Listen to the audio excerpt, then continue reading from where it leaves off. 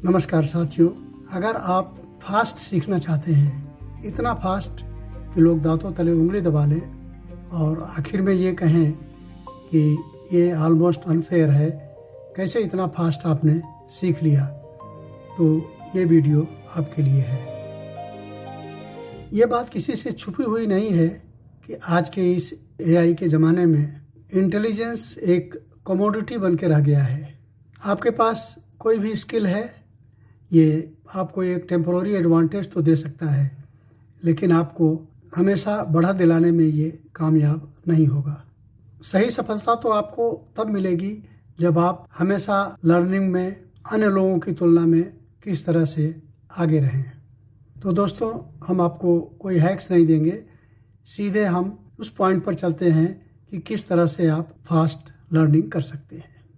हम आपसे शेयर करेंगे कि हमारा ब्रेन किस तरह से काम करता है और लर्निंग का हम आपको वो सिस्टम बताएंगे जो आपको दुनिया के टॉप 1% लोगों में ला देगा, भले ही आप अपने को स्लो लर्नर समझते हो। पहले आपको ये समझना होगा कि क्यों 99% लोग लर्निंग में फेल हो जाते हैं। साथियों, हमारे ब्रेन का वेट होता है करीब 1.3 किलोग्राम से लेके 1.5 किलोग्राम तक का, और हमारे टोटल एनर्जी कंजम्पशन का, हम जितनी भी एनर्जी कंज्यूम करते हैं उसका 20% हमारा ब्रेन कंज्यूम कर लेता है, लगभग 5वां हिस्सा हमारे एनर्जी का टोटल। और हमारे ब्रेन का वो हिस्सा जिसे हम प्री फ्रंटल कॉर्टेक्स बोलते हैं, ये जो कि हमारे ब्रेन का सीईओ होता है, ये डिसीजन मेकर होता है, ये सबसे ज़्यादा एनर्जी कंज्यूम करता है। जैसे ही हमारे प्रीफ्रंटल कॉर्टेक्स में कोई नया आइडिया, कोई नया सिद्धांत आता है, इमीडिएटली एनर्जी की रिक्वायरमेंट बढ़ जाती है।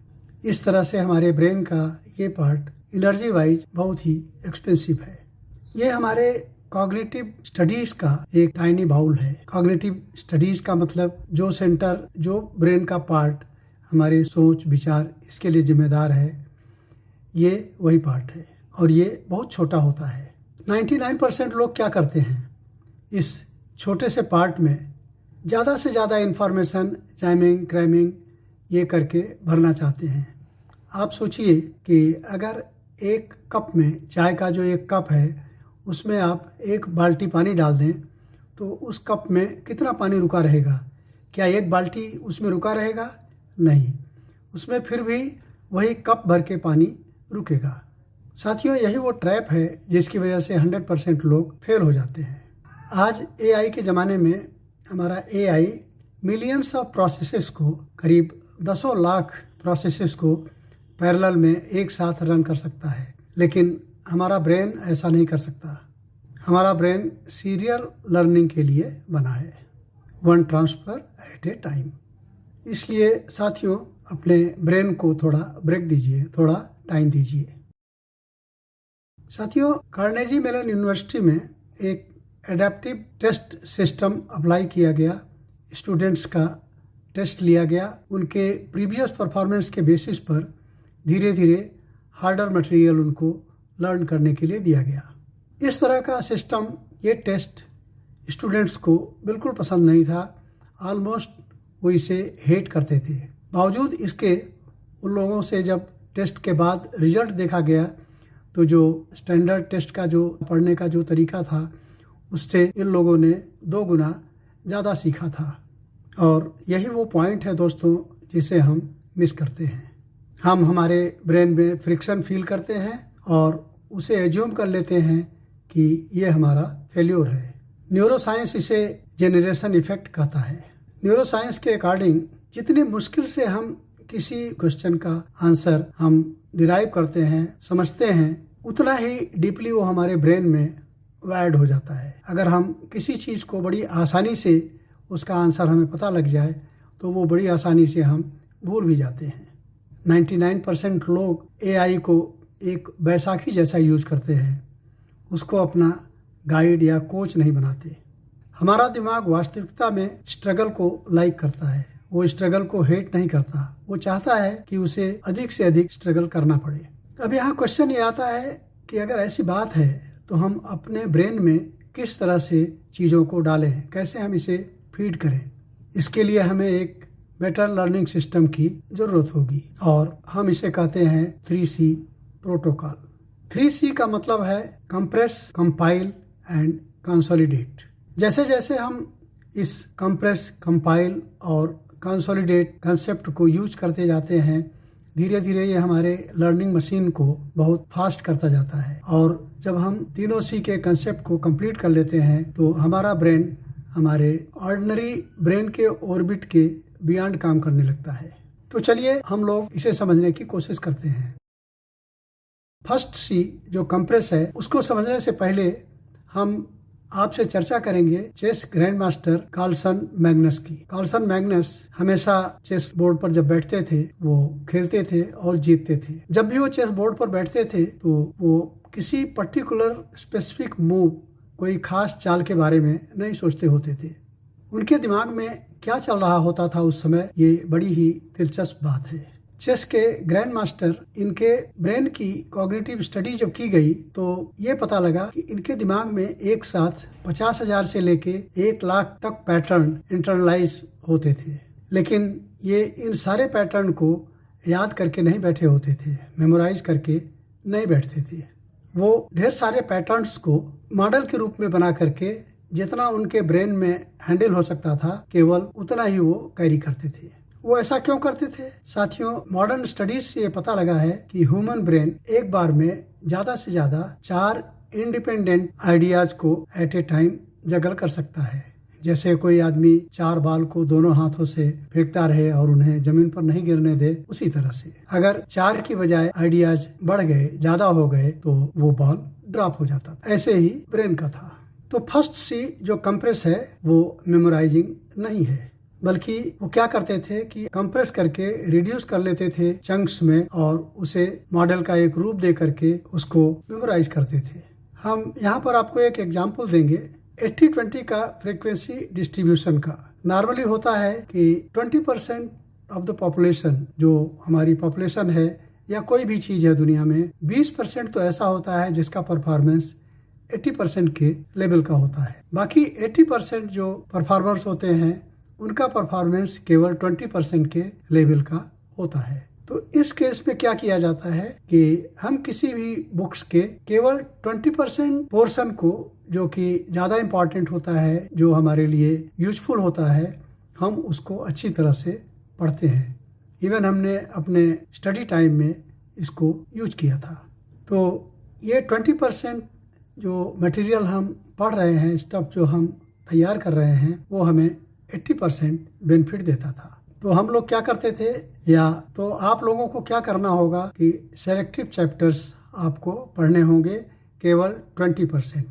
पूरी किताब पढ़ने की ज़रूरत नहीं है।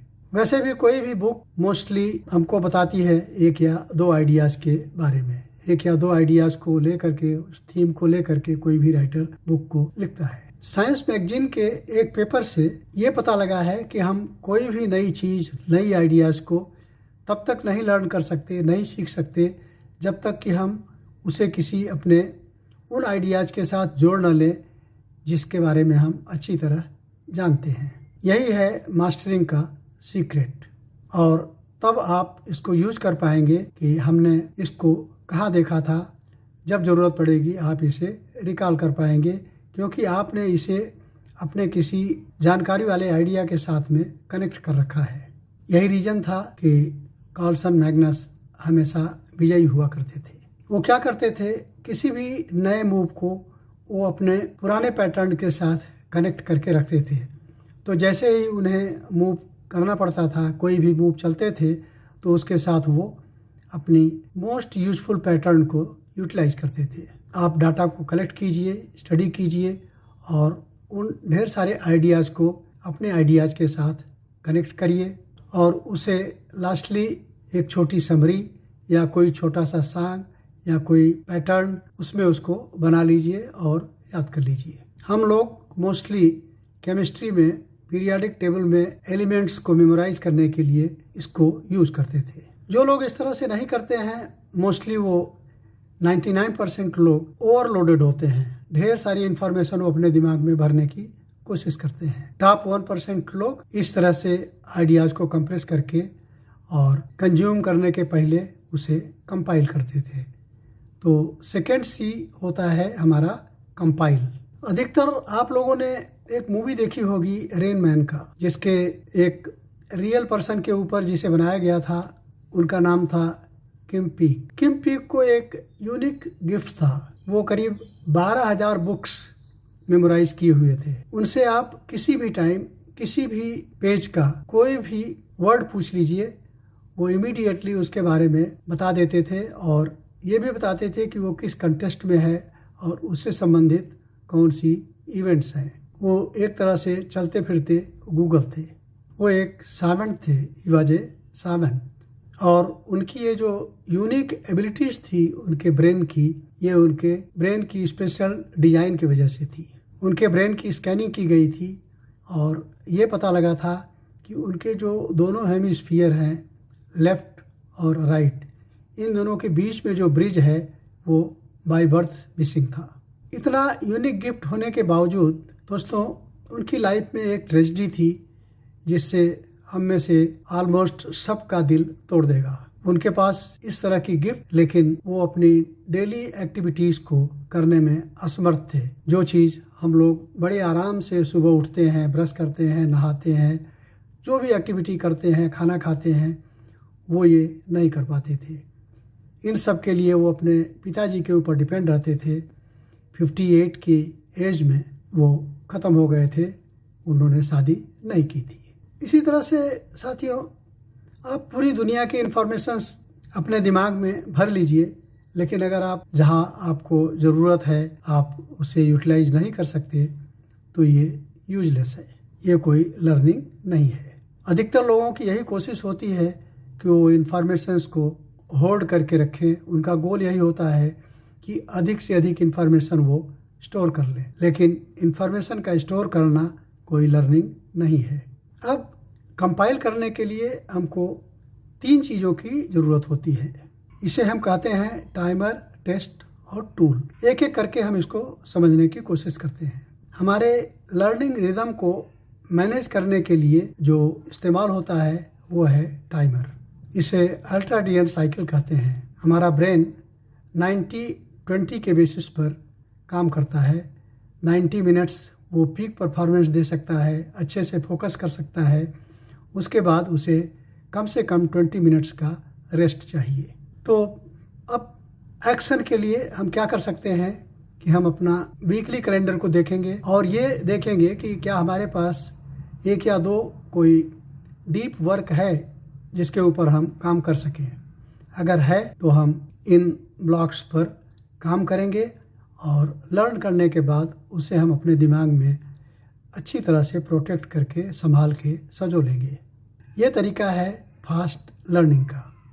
अब सेकेंड चीज़ आती है test. Most of the people क्या करते हैं, study study study, learn learn learn, 6 हफ्ते 6 महीने, उसके बाद एक लंबे प्रेजेंटेशन में वो टेस्ट देते हैं। ये शेयर वेस्टेज ऑफ टाइम है। इससे हमारा टाइम ही बर्बाद होता है, इससे कुछ हासिल नहीं होता है और ये हम लर्निंग में बहुत बड़ा मिस्टेक करते हैं। आप जानते हैं कि सॉफ्टवेयर इंजीनियर्स एजाइल डेवलपमेंट के तरीके से ऑल डे बात करते रहते हैं, काम करते रहते हैं। वो कोई भी प्रोग्राम बनाएंगे, छोटा प्रोग्राम जो कि 1 आध हफ्ते का होगा, उसको रन करेंगे, फीडबैक लेंगे, इम्प्रूव करेंगे, उसके बाद फिर नेक्स्ट प्रोग्राम वो बनाएंगे। आजकल तो बल्कि एआई में ये स्प्रिंट 1 या 2 दिन का होके रह गया है। डेली प्रोग्राम बनाते हैं और उसी दिन उसको स्प्रिंट करते हैं। तो हम लोग भी इससे क्यों ना सीखें। हम डिफरेंट लूप बनाएं, उसे लर्न करें, टेस्ट करें और जब वो टेस्ट हो जाए तो हम दूसरा लूप सेलेक्ट करें।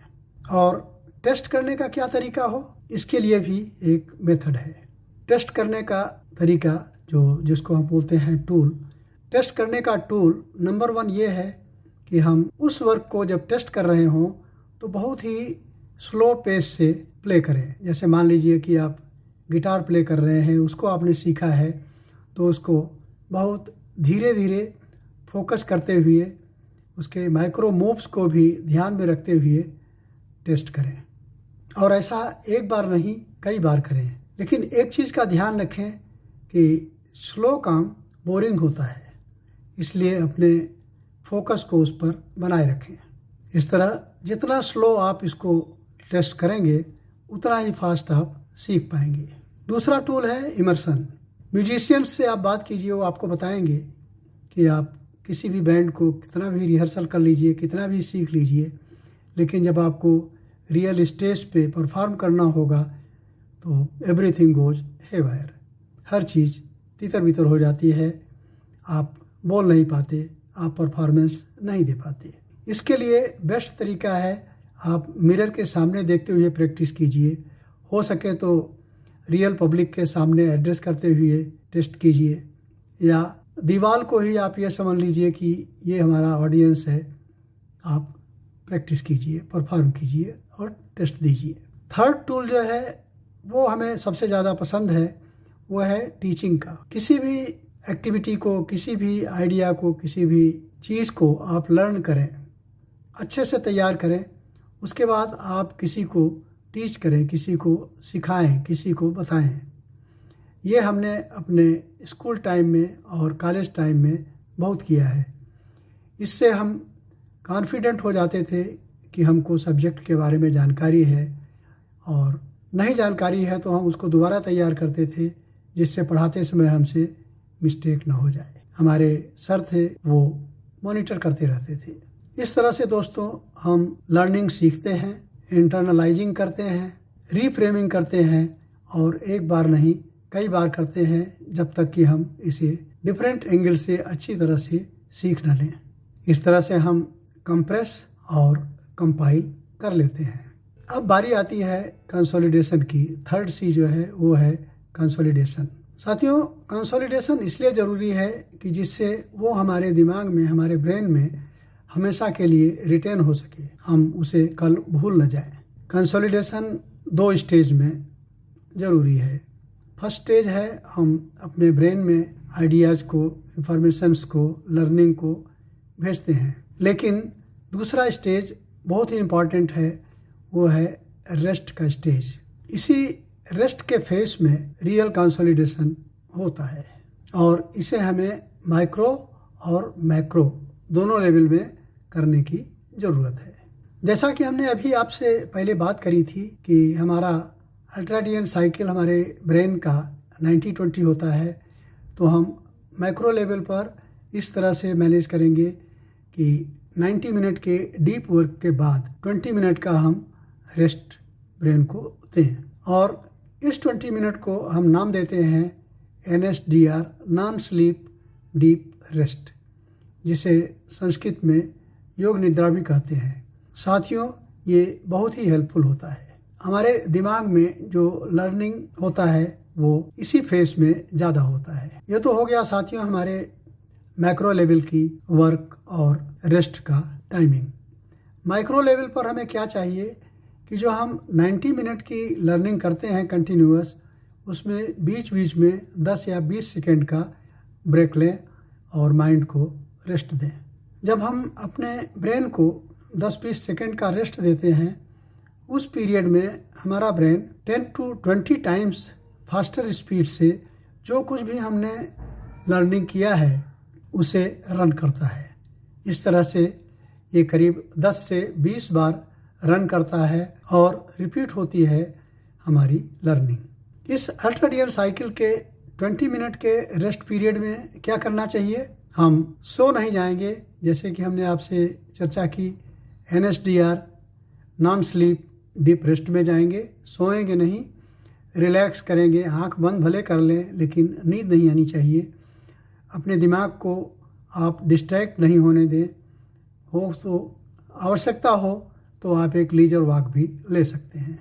ढेर सारे रिसर्च के बाद ये पता लगा है कि जब हम स्लीप में होते हैं तो हमारा ब्रेन इस सारे सीखी हुई चीज़ों को रिवर्स ऑर्डर में रिपीट करता है, रन करता है, और ये करता है जब हम डीप स्लीप में होते हैं। इसलिए ज़रूरी है कि हम रात की एक अच्छी नींद लें, गुड नाइट स्लीप हमारी होनी चाहिए। ये तीनों रेस्ट के फेस जो 20 मिनट का है, 10 से 20 सेकंड का है, और रात को अच्छी स्लीप, ये तीनों हमारे सुपर लर्नर हैं। इसके साथ साथ साथियों हम आपको बताएंगे 3 और कौन सी चीज़ें हैं जो आपको याद रखनी चाहिए। पहला चीज़ ये है साथियों कि आपका कंपटीशन किसी दूसरे से नहीं है। आपका कंपटीशन आपके यस्टरडे वाले फेज से है। कल आप क्या थे और आज आप क्या हैं। क्योंकि दूसरा कोई आदमी तेज सीख सकता है और उससे भी तेज सीखने वाले कोई आ सकते हैं। इसका कोई एंड नहीं है। इसलिए आप खुद से अपने को कम्पीट कीजिए और ये देखिए कि हमने आज कोई छोटी सी चीज़ चाहे सीखी है या क्या सीखें। सेकंड बात आपको जो याद रखनी है वो ये है कि आप परफॉर्मर और क्रिटिक दोनों एक साथ मत बनिए। आप जब परफॉर्म कर रहे हैं तो ध्यान रखिए कि आप परफॉर्म कर रहे हैं। ऐसा ना सोचिए कि हमने गलत कर दिया, सही कर दिया, जल्दी कर लिया, देर में कर लिया। अपने को क्रिटिसाइज मत कीजिए, केवल परफॉर्मर के रोल में रहिए। और फाइनली साथियों, लर्निंग एक ओशिन की तरह है। इसके रिदम के साथ आप फ्लो कीजिए। वेव्स आएँ, उनके साथ ऊपर जाइए, वेव्स नीचे जाएं, उस रिदम में आप रहिए। तो दुनिया में कोई ऐसी चीज़ नहीं है जो आप ना सीख पाएँ। साथियों, अगर आपको ये वीडियो अच्छा लगा हो, आपको इसमें कुछ यूजफुल लग रहा हो, तो आपसे निवेदन है कि आप इसे शेयर करें, सब्सक्राइब करें, लाइक करें। Thank you very much.